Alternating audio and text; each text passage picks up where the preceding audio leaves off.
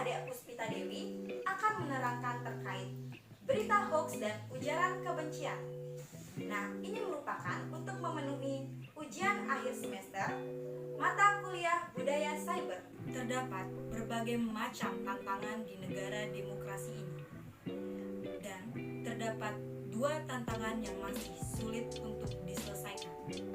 Antara lain, pertama ujaran kebencian dan yang kedua hoax. Ujaran kebencian adalah komunikasi yang dilakukan oleh suatu individu atau kelompok untuk menghina atau menghasut individu atau kelompok lainnya. Terdapat 5 bentuk ujaran kebencian. Yang pertama, pemfitnahan. Kedua, menghasut. Ketiga, penistaan. Keempat, perilaku tidak menyenangkan. Dan kelima, pencemaran nama baik. Apabila kalian sudah menjadi korban dari ujaran kebencian, kalian bisa melakukan langkah-langkah sebagai berikut. Yang pertama, kumpulkan dan simpan bukti-bukti ujaran kebencian. Apabila ujaran kebencian dilakukan di media sosial, kalian bisa melakukan tangkap layar. Kemudian, yang kedua, pergi ke kantor polisi terdekat. Yang ketiga, pergi ke bagian SPKT atau Sentra Pelayanan Kepolisian Terpadu. Setelah itu, serahkan bukti-bukti kepada petugas SPKT. Setelah melakukannya, langkah berikutnya adalah berikan bukti-bukti yang telah kalian simpan berupa foto ataupun dokumen kepada petugas SPKT. Nah, yang terakhir, mendapatkan bukti laporan.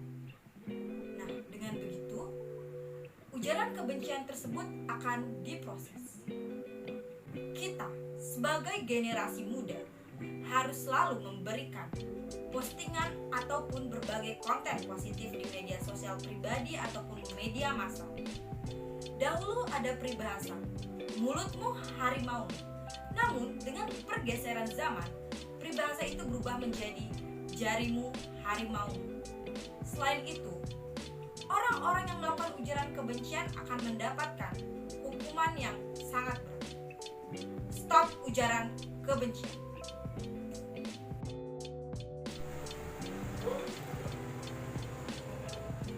Apa? Pak Jokowi resmikan bendera baru nih. Mana tuh? Ini.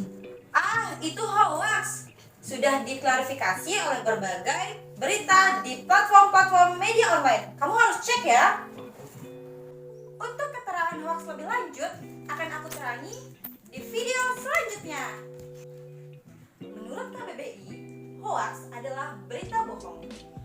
Berita hoax adalah berita yang tidak bersumber dan tidak ada yang bertanggung jawab. Kenali 6 ciri-ciri berita hoax. Pertama, informasinya membuat emosional, marah, dan benci. Kedua, sumber yang dicantumkan merujuk pada situs abal-abal. Ketiga, informasi yang tidak logis. Keempat, mencatut nama tokoh terkenal ataupun media terkenal. Kelima, memanfaatkan fanatisme atas nama, ideologi, agama, dan suara rakyat. Yang keenam, judul yang provokatif dan tidak sesuai dengan isinya.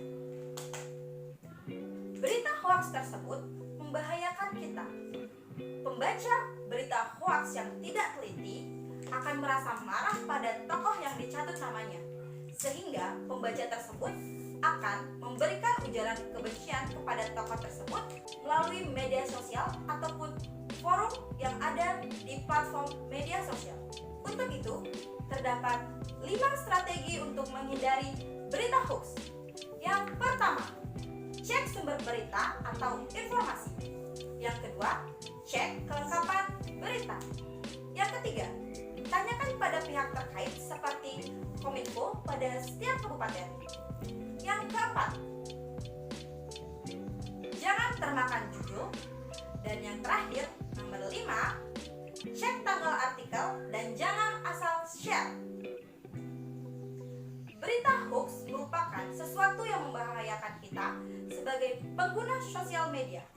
Ini merupakan salah satu dampak negatif dari budaya cyber.